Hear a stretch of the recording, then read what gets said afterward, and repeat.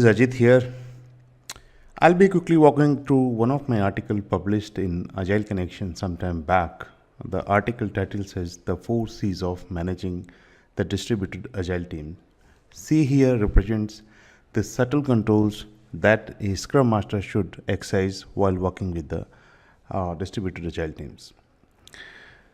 There's nothing like working at same location, but then distributed Agile teams is a hard reality where teams are spread across multiple locations at offshore and at onshore also. Everyone working towards a single sprint goal, part of the same team. And that's where a lot of issues start popping up and the situation becomes really tricky. And all that can lead to instability, ambiguity, and some sort of chaos. That's where the Scrum Master has to pitch in and proactively address these issues. What are these subtle controls that the Scrum Master can exercise? I have highlighted 4 of them in this article. But before that, what are the major challenges that a Scrum Master or Agile PM may face while working with the distributed Agile teams? I've highlighted 4 of them here. And these 4 major challenges are based on my experience of working for major clients of 3 different geographies: USA, UK, and Australia. The first challenge that the team may face is the poor utilization of the overlapping hours. I call overlapping hours as golden hours because this is the time when literally all the team members are working together across the time zones. The product owner is available, client SMEs are available, key stakeholders are available, and teams together can make best use of the time by addressing many issues to make good progress on the sprint.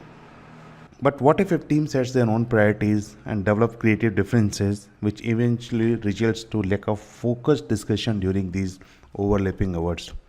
That can result in poor utilization.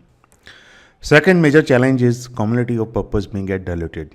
Scrum teams are formed by taking the SMEs from horizontal different capabilities, even from the third-party vendors at different locations, who altogether work towards a sprint goal as a single Scrum team. But what if the team members in different locations develop a tendency of helping the local team members more than the other members in the team, and they are more inclined towards meeting the objectives of their supervisors or local leadership? And what if the important assumptions or agreements which were agreed initially are misunderstood?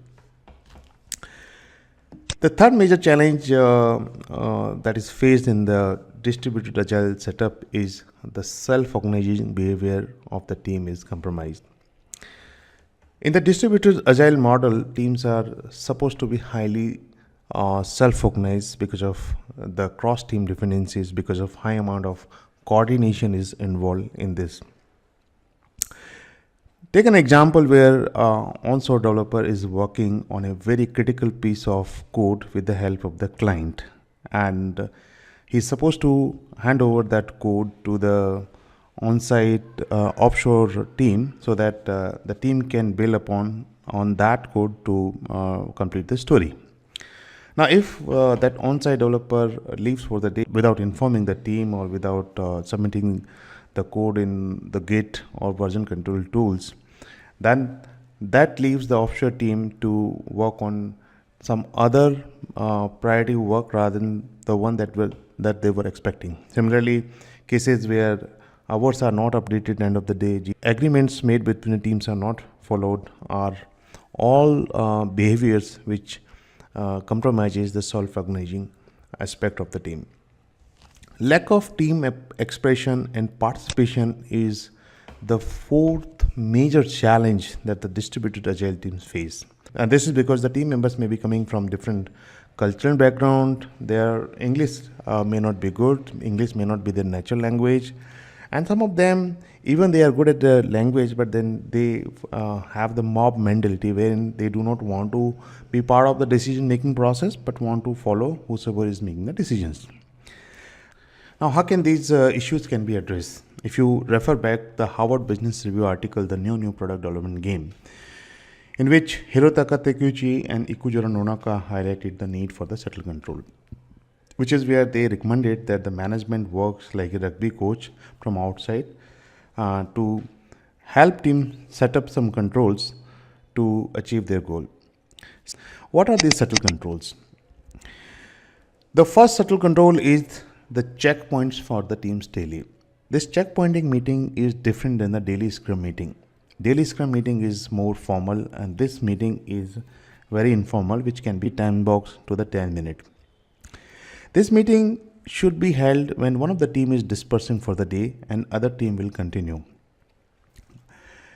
The whole idea is that together the team comes, they look back at the emerging priorities for the day and synchronize with each other, decide upon how to handle the immediate blockers and the burning issues. Checkpointing also helps the team to develop a holistic understanding of the sprint's progress, so that the team which is dispersing for the day knows exactly what they need to resume before everyone meets for the daily Scrum in the overlapping hours. The second subtle control is the commonality of purpose. ScrumMaster is responsible for removing the distractions from the team. That distraction might come in the form of infrastructure issues, VDI issues, team's productivity not up to the mark, team's discipline and morale. In that case, Scrum Master should build the relationship with the supervisors and the local leadership at that location, so that he can resolve the local issues with their help without impacting the productivity. He can also train those leaders and supervisors on Agile manifesto and the Agile delivery model of the project, so that they don't put conflicting rules and become more supportive. Additionally, Scrum Master can help the teams to come up with the ground rules so that everyone works as a cohesive unit. He can also help team to come up with a checklist so that everybody is following the process as desired, but to the extent where it doesn't impact the creativity and the agility of the team. Real-time communication is very important. Scrum Master can help team to set up the messengers and video conferencing and help them to inspect and adapt it on regular basis to find the best mode of communication. The third subtle control which I have highlighted in my article is the coaching for agility and the behavior. And this is a very important one. Teams may develop differences because of their working style, belief system, gaps in experience level, cultural background. Now, this can lead to a very difficult situation. In that case, Scrum Master need to proactively intervene and understand what's going on the ground, understand the team dynamics, see if there are no silos maintained, there are enough collaboration between the team, and if there are any conflicts, he sits with them and resolves them. He also continuously advocates for inclusiveness and acceptance, no matter what the experience of the team has been, what their belief systems are, what their backgrounds are, but then people have to accept, respect each other and work together. Fourth subtle control is cultivating free expression. Scrum Master should inculcate the culture of constructive discussion so that team across location can openly engage in debates and actively contribute towards the resolution. There are two main practices the Scrum Master can put in place. The first one is that he is seeking equal participation from all the teams across the location and not letting people walk away from the active contribution. Second, he doesn't allow a single group to hijack the discussion, rather engages everyone into it and ask the questions as necessary most of the time, but let the team self-organize. By exercising these four subtle controls, a Scrum Master can address most of the issues which may come up in the distributed Agile setup, including the four major ones that I highlighted in the beginning of this article. Thanks for watching this video. Let me know your questions and feedback. Stay tuned.